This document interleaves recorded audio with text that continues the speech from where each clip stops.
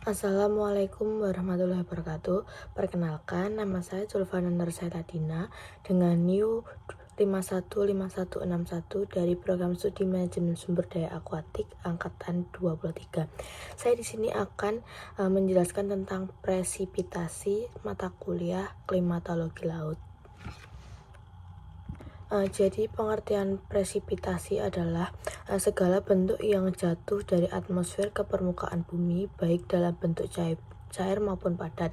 Proses ini merupakan bagian penting dari siklus hidrologi karena menjadi salah satu cara air kembali ke permukaan bumi setelah menguap dan terkondensasi di atmosfer. Bentuk presipitasi bisa berupa hujan, salju, hujan es, embun maupun gerimis.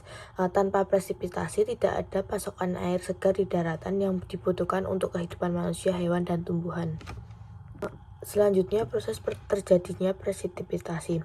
Yang pertama evaporasi dan transpirasi, yaitu air dari permukaan laut, danau, sungai, serta hasil transpirasi tumbuhan menguap ke atmosfer. Yang kedua kondensasi, yaitu uap air naik ke lapisan atmosfer mengalami pendinginan lalu berubah menjadi butiran kecil yaitu awan.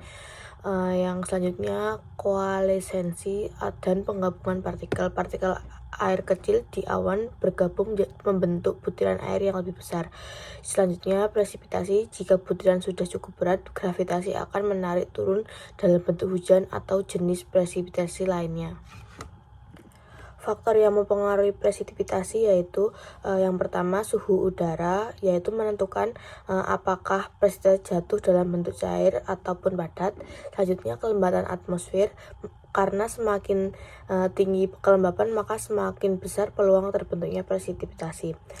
Yang ketiga angin dan siklus atmosfer yang menggerakkan massa udara yang membawa uap air. Selanjutnya topografi, yaitu daerah pegunungan biasanya menerima presipitasi lebih banyak karena efek orografis. Selanjutnya aerosol atau partikel debu yang berfungsi sebagai inti kondensasi yang mempercepat terbentuknya butir air.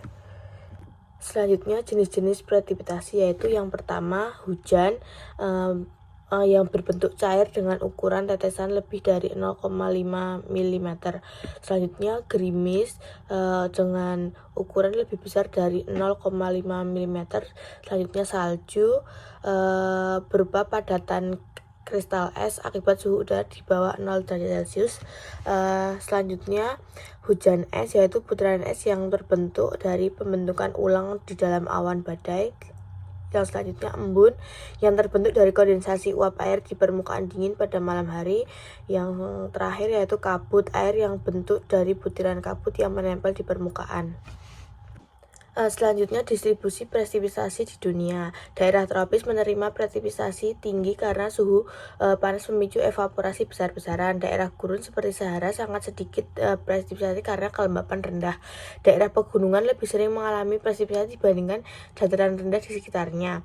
Serta pola presipitasi dipengaruhi oleh iklim global seperti fenomena El Nino dan La Nina.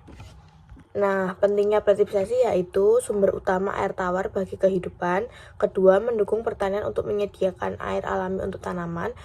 Ketiga, menjaga keseimbangan ekosistem dengan mendukung siklus air dan vegetasi. Keempat, mengisi kembali cadangan air tanah dan sungai.